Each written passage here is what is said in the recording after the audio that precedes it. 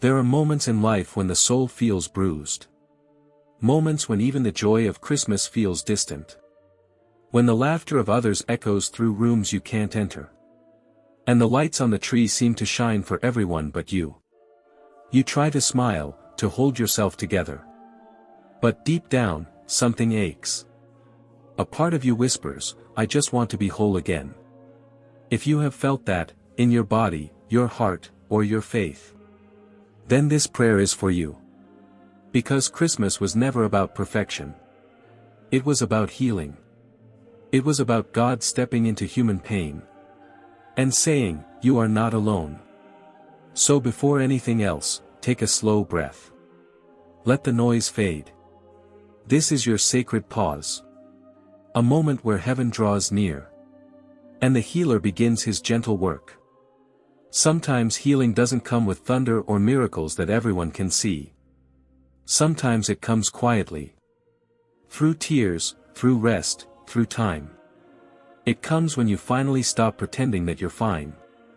It comes when you let go of the need to understand. And simply whisper, Lord, I'm here. Do what only you can do. You see, God heals not just the body, but the mind, the heart, and the unseen corners of the soul. He doesn't rush your recovery. He walks beside you in it. And the beauty of Christmas is this. He did not wait for a perfect world to arrive. He entered a broken one. He entered ours. Let me tell you a story. There was a man named Caleb. He used to play the piano at his church every Christmas Eve. But one year, an illness stole the strength from his hands. He could no longer play, no longer feel the same connection to the music that once lifted his soul. He stopped going to church. He stopped praying. He said, what kind of God takes away the very thing I used to worship him with? Months passed. Then one night, near Christmas, he sat alone by his window. He could hear carolers singing in the distance. Soft voices, fragile, beautiful. Something stirred inside him. He whispered, God, I don't even know how to talk to you anymore. And in that silence, something unexpected happened. A peace, gentle, wordless, settled in his heart. He realized that God hadn't taken his gift away. He was giving him a new way to use it. Caleb began to mentor children in music. Teaching them not just notes, but worship. He couldn't play the piano anymore. But through his students, the music continued. Sometimes healing doesn't mean getting back what you lost. Sometimes it means discovering something even deeper. A purpose you never imagined. So tonight, if your body aches, if your mind is weary, if your heart is broken, don't tell yourself that healing is far away. God is closer to the wounded than the whole. He sits beside the weary.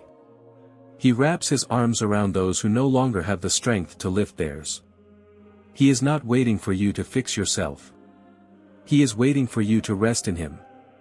Because that's where true restoration begins. Not in striving, but in surrender.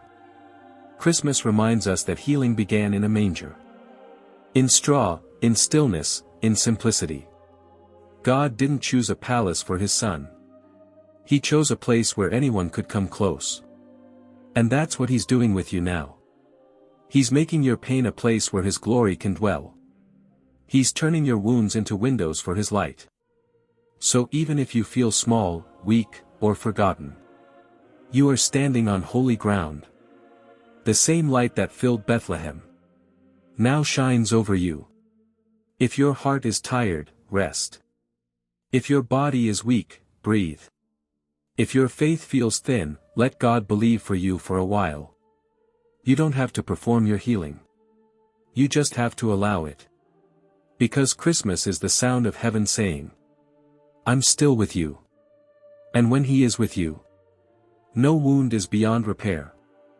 There are moments when healing seems like a word for other people, a promise that belongs to those with stronger faith, clearer hearts, or lighter burdens. But tonight, as the lights of Christmas flicker softly in distant windows, I want you to know this: the same God who healed the blind, who touched the leper, who raised the dead, is still moving, even now, even here, even in the hidden places of your soul. You may not see it yet. You may not feel it yet. But there is a gentle stirring beneath the surface of your pain, like roots awakening beneath the snow. Healing is never loud, it is quiet, patient, sacred. It is not a demand, it is a process of surrender. God heals not only what is broken, but what has forgotten how to hope. So before we begin this prayer, still your heart. Let every anxious thought fall silent. Let the rhythm of your breathing slow until it feels like a whisper of trust. Because healing, real healing, begins not with words, but with stillness. A prayer for the healing of the body. Lord, you formed me from dust and breath, from wonder and weakness. You know every bone, every cell, every trembling nerve within me. You know the pain that keeps me awake at night, the heaviness that lingers in my chest, the fatigue that wraps around me like a shadow. You see what doctors cannot see, what even I cannot explain. And so tonight, under this holy light of Christmas, I invite you to move through me again, not just as the God of the universe, but as the tender healer who once walked among us. Touch what has been wounded. Speak to what has been silent. Revive what has been still. Let every breath I take be filled with your life. When my body feels weak, let me remember that strength is not only found in muscles or bones, but in the spirit that sustains them. Teach me to honor this vessel you have given me, not in pride, but in gratitude. And if healing comes slowly, let me not lose faith. If pain remains, let me find you in it. For even when I do not see restoration, I can still find resurrection. And in every heartbeat, I will remember that I am alive because you still breathe life into me. Lord, restore me, not just to what I was, but to what I am meant to become. A prayer for the healing of the heart. There are wounds, Lord, that no medicine can reach. The kind that dwell behind the eyes, beneath the smile, deep in the unspoken places. We carry them quietly, disappointments that have shaped us, betrayals that have silenced us, griefs that refuse to fade. You know every one of them. You were there in the moments I thought you were absent. You wept when I wept, even when I could not feel it. So tonight, I bring before you not my strength, but my brokenness. I bring the memories that still ache, the love that was lost, the trust that was shattered. And I ask you to make my heart whole again.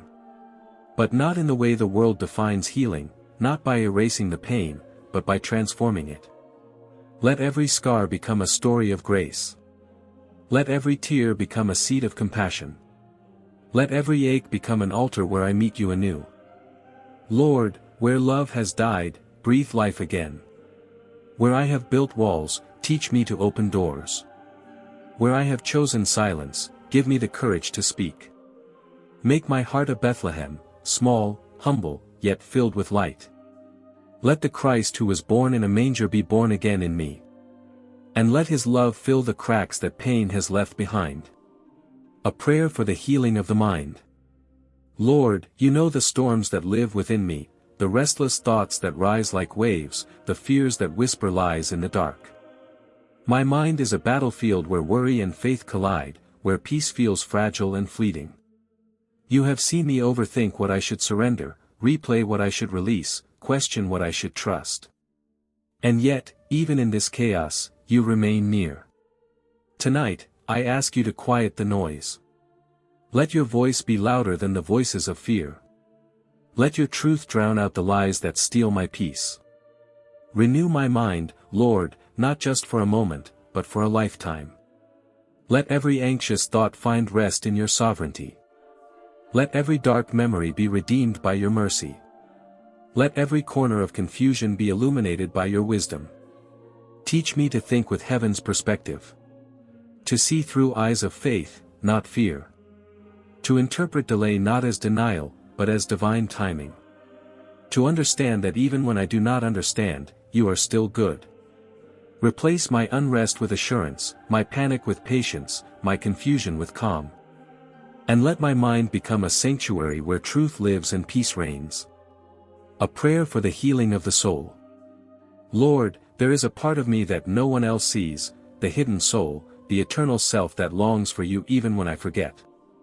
It is the part that grows weary under the weight of life, that questions, that falters, that forgets who I am in you. Tonight, I bring that part of me to your light. I bring my spiritual fatigue, my dry prayers, my silent disappointments. You know the seasons when my worship becomes mechanical, when my hope feels numb, when my spirit forgets how to rise. But you are gentle, Lord. You do not shame the weary, you renew them. You do not reject the doubting, you embrace them. You do not abandon the distant, you pursue them. So find me here, Lord, and breathe into my soul again. Let me feel your spirit like wind through dry bones. Let me sense your nearness like warmth in a frozen heart. Restore the joy of my salvation. Let me fall in love with your presence again. Let me hunger for your word, not out of duty, but delight. And let my soul remember that it was never designed to live apart from you.